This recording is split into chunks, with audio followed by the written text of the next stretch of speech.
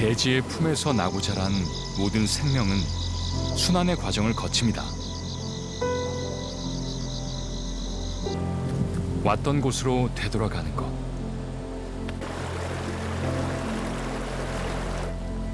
그 오랜 법칙은 결코 변함이 없었습니다.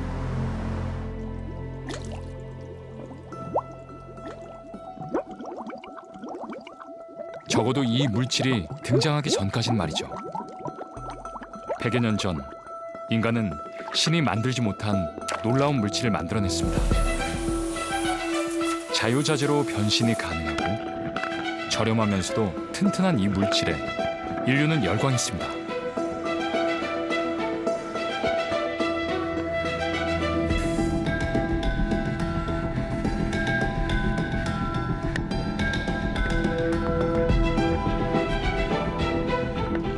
우리는 이 물질을 플라스틱이라 부르고 있습니다. 그렇다면 여러분은 플라스틱의 일생에 관심 가져본 적이 있으신가요?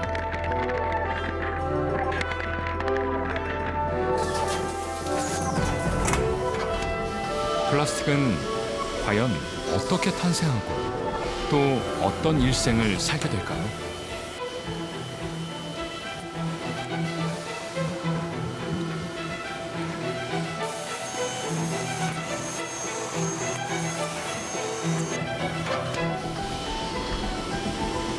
현재 전 세계에서 하루 77만 톤의 플라스틱이 만들어지고 있습니다.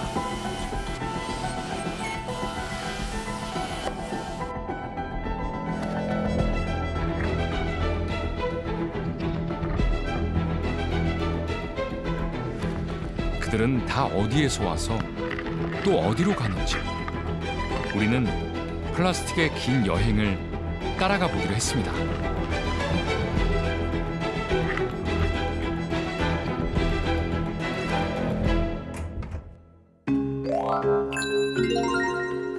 우리는 플라스틱에 둘러싸여 살아가고 있습니다. 가전제품부터 액자와 용기류, 그리고 바닥 매트까지도 재질이 다를 뿐 모두 플라스틱 제품들입니다. 집안을 가득 채운 플라스틱. 플라스틱은 대체 어떤 물질일까요? 우리가 플라스틱이라고 통칭해서 말하는 것들은 열과 압력을 가해서 성형할 수 있는 고분자 화합물입니다. 그러니까 여러 분자들의 조합체, 집합체로 이루어진 그렇지만 그 집합체가 연속적으로 똑같은 분자들이 계속 붙어있는 형상의 물질이라고 보면 되겠습니다. 플라스틱은 이 연결된 클립처럼 사슬 형태로 결합된 구조인데요. 열을 가하면 줄이 느슨해지면서 다양한 모양으로 성형이 가능합니다. 그동안엔 얻기 힘든 자연 재료로 만들어 온 물건들을 훨씬 저렴하게 만들 수 있게 된 것입니다. 그렇게 플라스틱은 무서운 속도로 유리와 나무와 같은 자연 물질들을 대체하기 시작했고 인류는 점점 플라스틱에 빠져들었죠.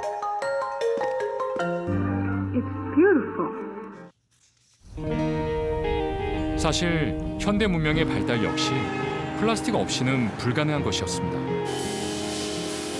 산업적 경쟁력을 갖춘 플라스틱으로 인해 대량 생산이 가능해졌고 그 덕분에 우리는 물질적 풍요를 누리고 시간의 효율성을 가질 수 있었으니까 말이죠. 가볍고 단단하면서도 저렴하다는 이유로 사랑받았던 플라스틱. 그런데 플라스틱의 40%가 수명이 한 달 미만이라는 사실을 알고 계신가요? 우리나라는 세계 5위의 플라스틱 소비국. 그동안 우리는 얼마나 많은 플라스틱을 사용하고 있었을까요? 우리는 플라스틱 인간 조형물을 만들어 우리가 1년간 소비하는 플라스틱의 양을 알아보기로 했습니다. 2.4m의 꽤 큰 거인이 완성됐는데요. 조형물에는 우리가 직접 쓰고 버린 플라스틱 쓰레기를 수거해와 채워보기로 했습니다. 그 양은 500ml 페트병 5,000개에 달하는 부피였습니다.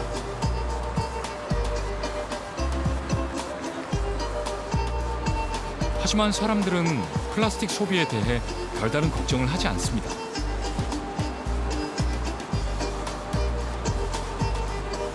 그것은 조형물을 가득 채운 폐플라스틱들이 그저 한 번 쓰고 버리는 쓰레기가 아닌 다시 재활용될 수 있다는 믿음 때문입니다.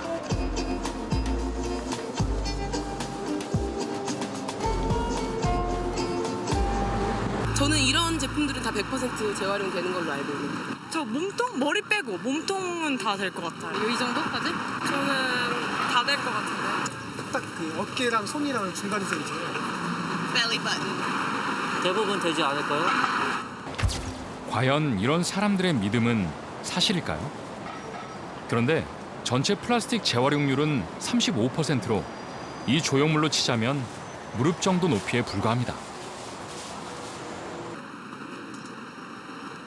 아니 근데 대부분은 저렇게 다 재활용 저렇게 하면 다 재활용 되는지 알고 그래서 모으는 거 아닌가 따로? 그럼 나머지는 쓰레기예요? 나머지는 지금 Where does it go? I don't know. 이 폐플라스틱들은 다 어디로 가는 걸까요?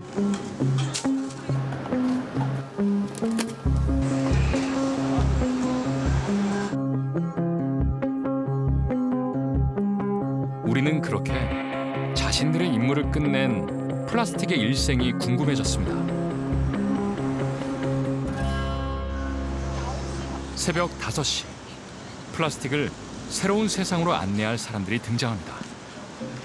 봉지 속에 담긴 플라스틱들은 그렇게 트럭에 실려 여행을 시작합니다.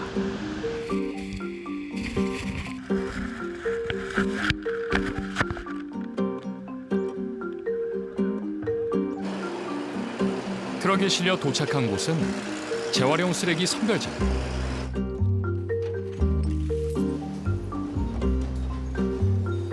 이곳에 모인 플라스틱들은 조금은 남루한 모습으로 새로운 인생을 살 준비를 하게 됩니다.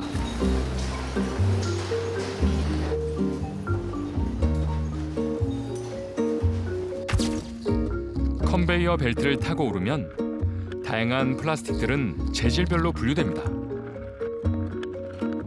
그곳에서 그들의 운명이 결정되는 것이죠.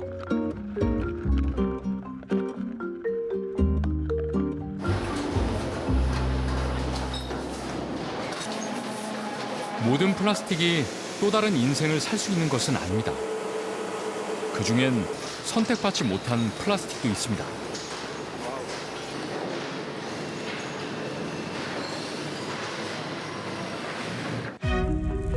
폐플라스틱의 일부는 소각장으로 보내지거나 땅에 매립된 채 최후를 맞게 됩니다. 우리나라 국민들이 굉장히 정말 이렇게 훌륭합니다. 왜냐하면 정부에서 이제 열심히 분리 배출해라 그래갖고 열심히 정말 분리 배출하고요. 그리고 난 다음에 이제 보면 지방자치단체가 수거할 때는 한꺼번에 수거를 해갖고 갑니다. 그래서 선별장에 가서 재선별을 하는데 재선별 후에 다시 이렇게 보면 한 50%, 60%가 다시 쓰레기로 나옵니다. 그러다 보니까 뭐 재활용이 사실은 굉장히 낮은 거죠. 시민들은 열심히 분리배출했음에도 불구하고 재활용은 낮다라는 그 이유는 이게 돈이 별로 안 된다. 가격이 싸기 때문에. 그러니까 아이고 그냥 이렇게 팔아봐야 얼마 안 되기 때문에 그냥 이러면서 쓰레기로 버리는 뭐 이제 이런 그 문제가 있는 거고요. 그러나 모든 플라스틱이 재활용 처리 시설로 향하는 것은 아닙니다. 어떤 플라스틱은 또 다른 삶을 살게 되는데요. 바로 여행을 시작하는 것입니다. 사람들의 발길에 차여 구르고 굴러 거리의 여행자가 되는 플라스틱.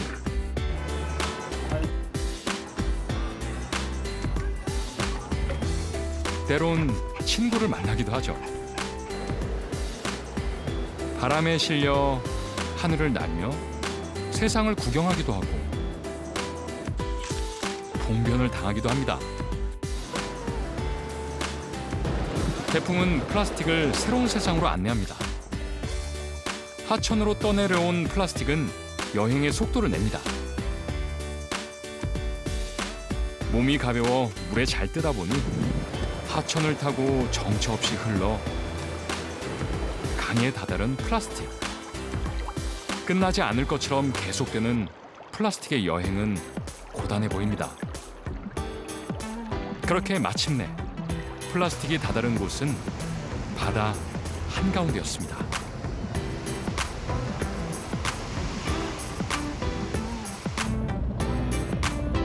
과연 바다를 여행하는 플라스틱들은 얼마나 될까?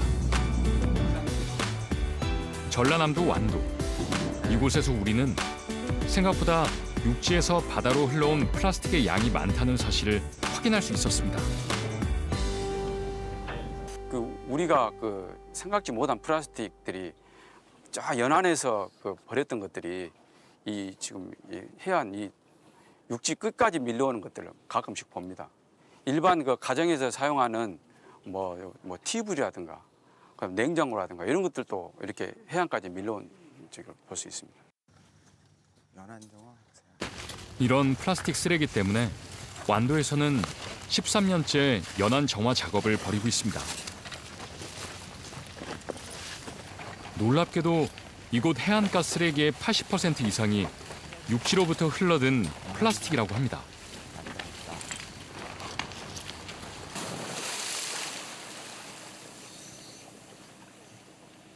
바닷속 상황은 더욱 심각합니다. 부피가 큰 플라스틱 쓰레기들이 가라앉아 해양 오염의 주범이 되고 있는데요.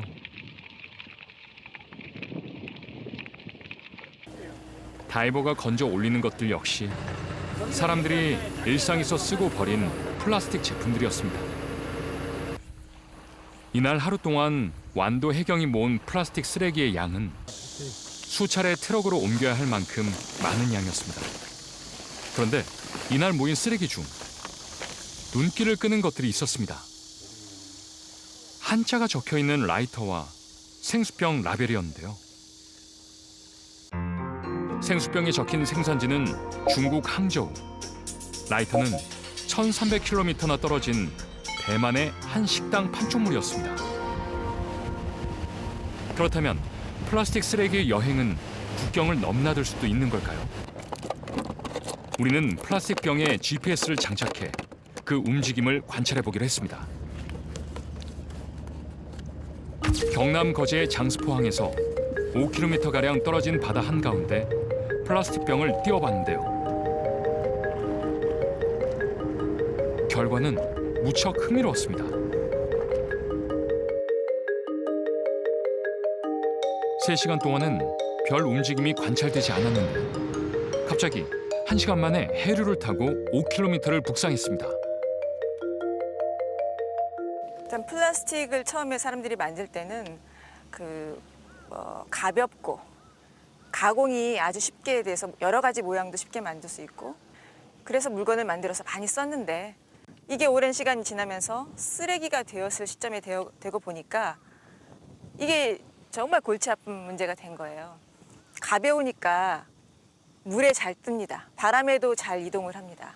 그래서 이런 특징 때문에 쓰레기 중에서도 플라스틱은 물에 따라서 쉽게 움직이게 되거든요. 결국은 그것이 물을 따라서 바다로 이르게 되죠. 과연 바다로 간 플라스틱은 또 어떤 인생을 살게 될까요? 우리가 무심코 버린 플라스틱은 생각보다 더 먼 곳에서 인간이 상상할 수 없는 시간 동안 살아남게 됩니다. 마치 유령들처럼 말이죠.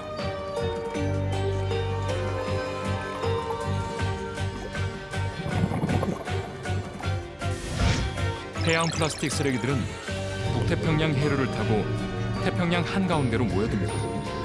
그리고는 하와이 북쪽에 마치 섬과 같은 형태로 플라스틱 거대 쓰레기 지대를 형성하고 있습니다. 이 충격적인 사실을 세상에 알린 이들이 있습니다. 우리는 태평양 거대 쓰레기 지대를 직접 탐사한 메리를 만나봤습니다. There we were in the middle of the ocean, and there's this beautiful blue, pristine water. And then all of a sudden you come across areas that look like you're sailing through a garbage dump. I'd say over 90% of what is there is plastic. In fact, from our personal experiences, it was probably closer to 98 or 99%, because the only things we found other than plastic were there was one palm tree. 해양 원정 연구소에 의해 확인된 태평양 거대 쓰레기 지대의 크기는 무려 프랑스의 2배, 한반도의 7배에 달한다고 합니다. I mean, it's incredible when you're in the middle of the ocean. You know, we were 1,200 miles, 1,500 miles, 1,700 miles offshore. And here is what looks like our garbage. Much of it looks like what one would throw away in their own garbage. Often people feel that the debris in the ocean comes from ships. And according to studies done by the United Nations, about 20% of it does come from ships. But 80% of it comes from watersheds. It comes from rivers and cities.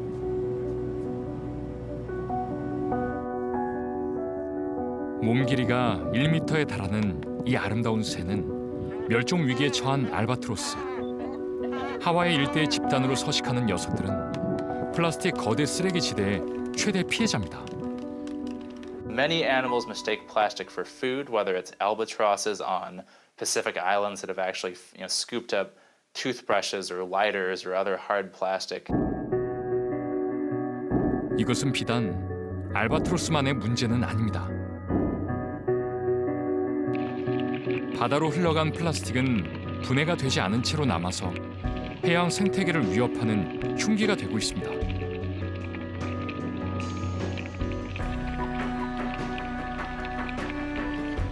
해마다 바다의 플라스틱 쓰레기 때문에 바다새 100만 마리와 10만 마리가 넘는 해양 포유류가 생명을 잃고 있습니다.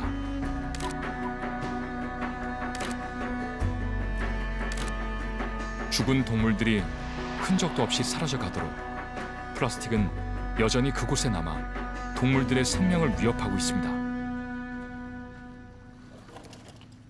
이쯤에서 여러분은 플라스틱이 바다로 여행을 한다고 해서 인간에겐 영향이 없을 거라고 생각하실지도 모릅니다.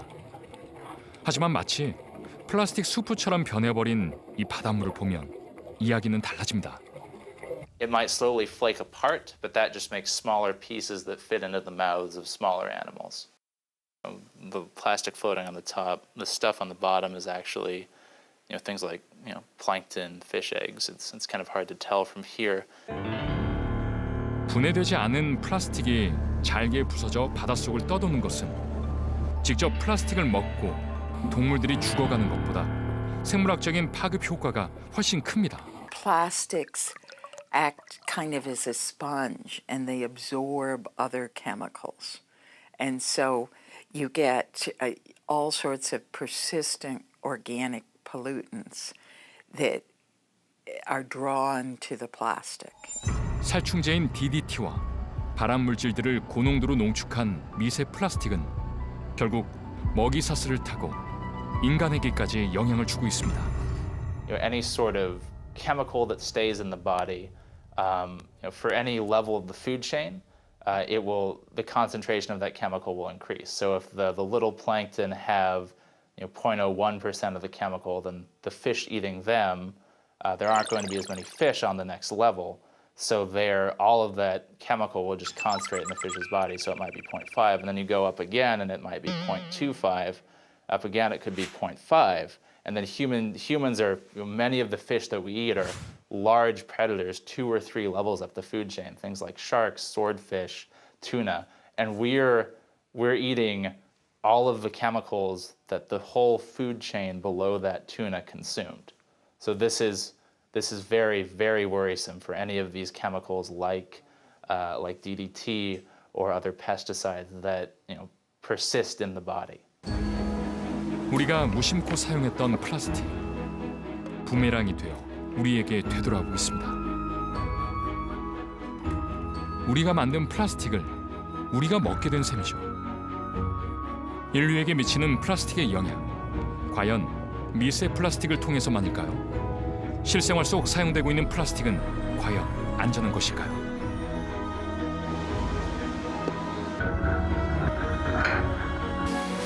세상엔 셀 수 없을 만큼 다양한 플라스틱이 존재합니다. 우리가 미처 생각지 못한 것들까지도 플라스틱으로 이루어졌는데요. 이를테면 이 음식 포장용 랩 말이죠. 심지어는 통조림 내부까지도 플라스틱으로 코팅되어 있는데요. 이제 플라스틱은 현대인들의 식생활 깊숙이 자리 잡았습니다. 그러나 플라스틱의 편리함 너머에 가려진 불편한 진실에 대해 아는 이들은 얼마 되지 않죠. 그래서 우리는 플라스틱이 인체에 미치는 영향을 알아보기 위해 한 가지 실험을 했습니다. 플라스틱을 평균적으로 사용하는 직장인에서 사용이 잦은 인디밴드 멤버와 대학생, 그리고 플라스틱을 거의 사용하지 않은 여성까지 8명의 지원자들은 앞으로 100시간 동안 플라스틱 식단에 도전하게 됩니다. 우리는 실험 전과 후에 이들의 혈액을 채취해 플라스틱 독성 성분인 환경 호르몬 수치를 비교해 보기로 했습니다. 100시간의 플라스틱 식단. 앞으로 8명의 참가자들은 어떤 변화를 겪게 될까요?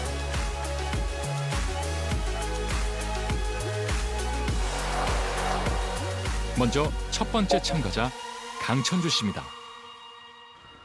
월요일 아침입니다. 지금부터 100시간 동안 플라스틱 다이어트 시작하도록 하겠습니다. 플라스틱에 넣어서 밥을 전자레인지에 데운 밥과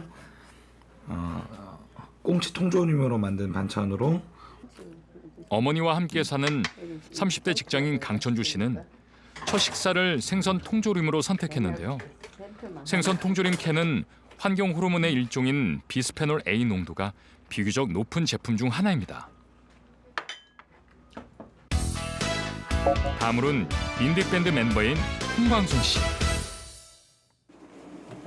밴드 보컬을 맡고 있는 광선 씨는 평소대로 컵라면을 용기째 전자레인지에 돌려먹는 것으로 플라스틱 식단을 시작합니다. 밥도 그냥 남으면 이렇게 비닐봉다리에 넣어갖고 그냥 전자레인지 데펴 먹는단 말이죠. 그냥 이렇게. 8명의 참가자 중 가장 즉석식품을 자주 먹는 광선 씨. 그에겐 지급된 플라스틱 물품들이 꽤 유용해 보이는데요. 젓가락보다 편하고 그리고 이걸로 먹으니까 이제 더 오히려 설거지 안 해도 되니까 더 좋고요. 저는 편해요 오히려 지금.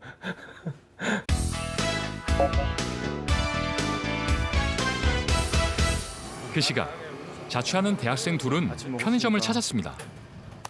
즉석 도시락을 전자레인지에 돌려 아침 식사를 하는 건 평소 승민 군의 생활 습관.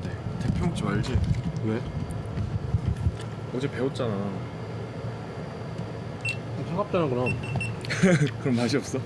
당장 차갑게 먹는 것보단 언젠간 몸에 안 좋은 영향이 있겠지만 지금 이 순간을 위해서 따뜻하게 먹는 게.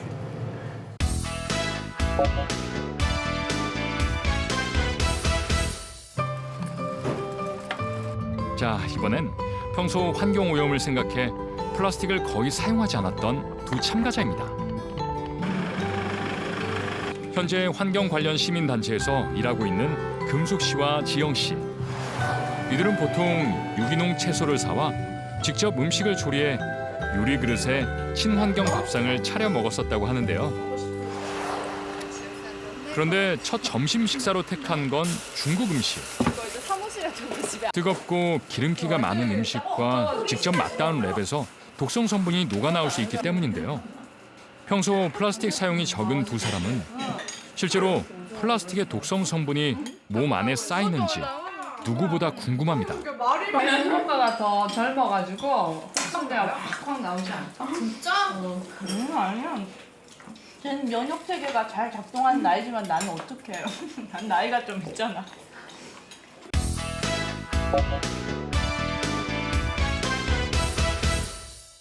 그 시각 준혁 씨의 회사. 커피 먹겠습니다. 이게 완전 안 좋은 거래. 이거 죽는 거지 이거. 우리는 죽는 거야. 준혁 씨는 플라스틱 성분이 녹아든 커피로 점심 후 밀려드는 잠을 물리쳐 봅니다.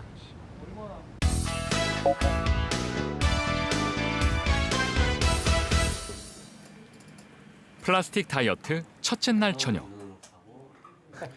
인디밴드 멤버이자 작은 게임 회사를 꾸리고 있는 박한 씨는 야근이 한창인데요. 시간이 쫓기다 보니 식사는 보통 패스트푸드로 때웁니다. 맥치킨. 분명하게 차이가 나야 된다. 엄마 보면 타지에서 우긴다 그럴걸? 왜? 인스턴트 먹지 말라 그랬거든. 나도야? 혹시 플라스틱 다이어트를 진행하면서 독성 성분에 대해 걱정이 되진 않을까요? 먹기 전에 약간의 의심은 좀 들긴 하는데 먹을 때 맛의 차이는 별로 없고요. 그냥 걔도 우선 간편하고. 그렇게 실험 첫째 날이 지나갔습니다. 실험 둘째 날 아침. 이건 3분 카레 아까 편의점에서 좀 전에 사와가지고 사온 건데 전자레인지 돌리기 귀찮아가지고 그냥 여기 아까 밥 막 되자마자 한 3분 정도 넣어놓은 거고요. 자취생 승민군의 아침 식사는 또 플라스틱 제품들로 둘러싸여 있습니다. 사실 일회용 용기를 제외하곤 평소 그의 일상과 다를 바 없는데요. 좀 의식을 하고 보니까 주위에 있는 게 다 플라스틱이라 가지고 생활 속에 그냥 배겨 있는 그런 것 같아요. 그리고 저 사발면 발았다고 하니까 부러워하는 친구들도 있고 오히려. 네. 떡볶이 2인분이랑 그날 오후 간식을 사러 나온 금숙 씨와 지영 씨. 오늘도 플라스틱 봉지에 둘러싸인 간단한 분식을 택했는데요. 우리 먹자 여기다 아주. 네. 그런데 실험 2일째 만에 동료들이 지영 씨에게 뜻밖의 얘기를 건넵니다. 그래. 좀 예민해졌어. 난 그래서 스캔 호르몬이 많이 나와서 그런 걸까요? 네, 본래 그런 건지 어떤 건지 모르겠지만 예민해졌어. 그러니까 나같이 인격을 갖고 닦고 환경 호르몬이 들어야지 성격이 항상 좋잖아. 응? 누나 뭐 아무 말도 안 하잖아. 회사 일로 녹초가 된 직장인 두 사람은 둘째 날 저녁으로 보양식을 선택했는데요. 플라스틱 식단을 유지하기 위해 일회용 용기에 뜨겁고 기름진 음식을 담아 먹습니다.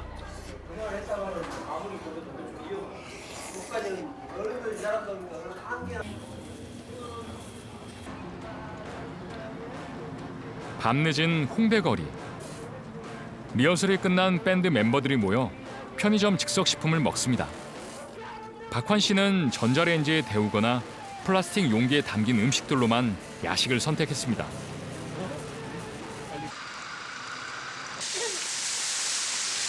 실험 3일째. 아침엔 비가 내렸습니다. 그래서일까요? 컵라면을 식사로 택한 고금숙 씨. 그런데 오늘은 두 여인의 표정이 심상치 않습니다.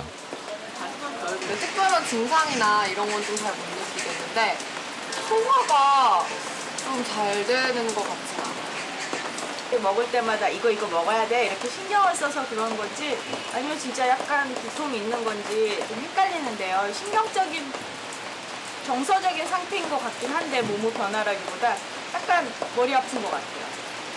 점심시간입니다. 이거 먹을 겁니다. 돌리겠습니다.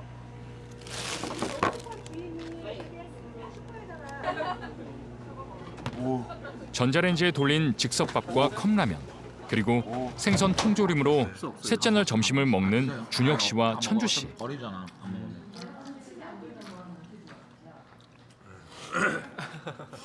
뭐 먹나? 그런데 천주 씨 역시 이날부터 불면증과 피로감을 호소했습니다.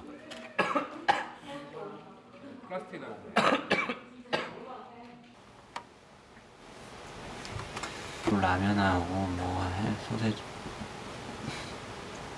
이런 제품들을 먹었기 때문에 속이 굉장히 불편했어요. 더군다나 실험 3일째. 참가자들이 두통, 소화불량 등의 증상을 호소하기 시작했습니다. 그렇게 실험 4일째도 플라스틱에 둘러싸인 8 참가자의 100시간의 플라스틱 식단은 계속됐습니다.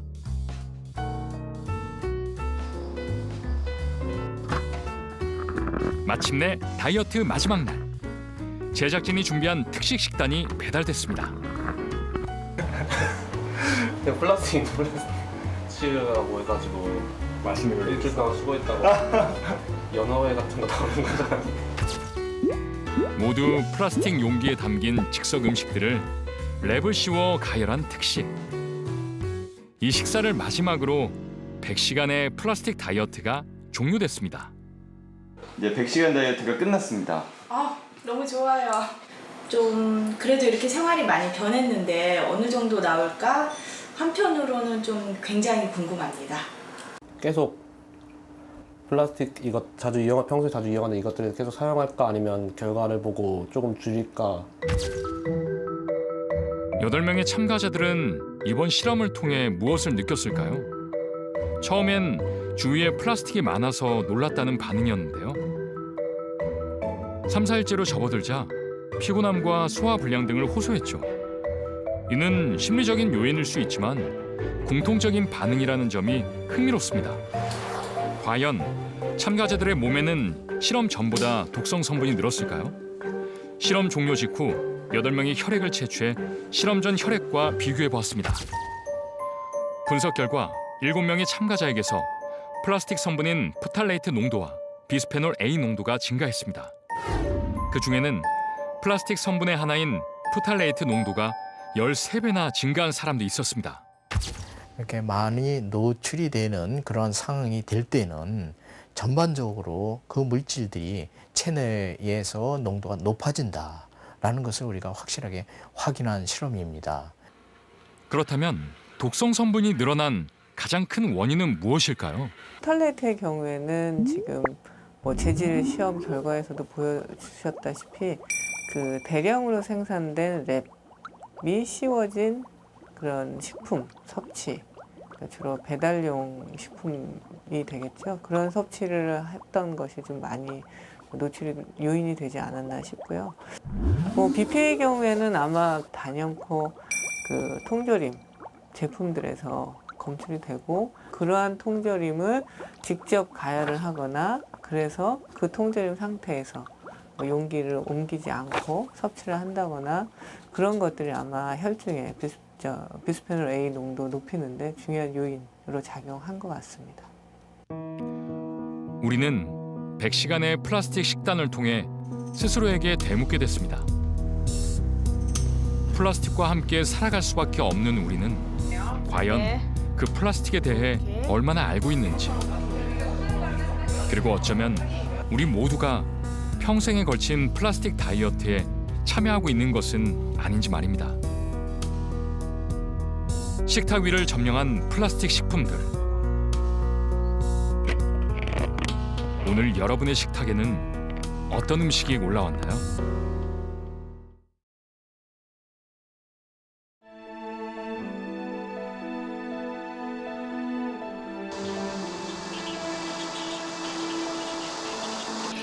지금 냄새가 비리하지 지금. 비린내, 찌린내, 소음 이거는 안고 가야 되는 거죠. 그러고 뭐 트리가 날라와가요. 문에 하루에 10분, 2분 쉬는.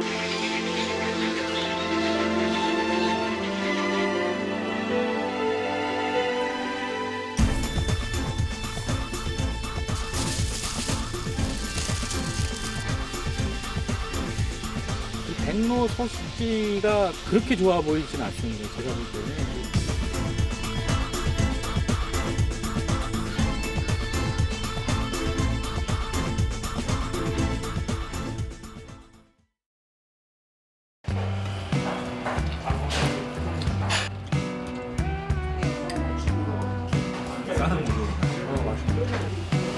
제 몸한테 많이 무례했었는데 요즘 예의를 갖춰서 몸한테 좀 매너를 좀 지키고.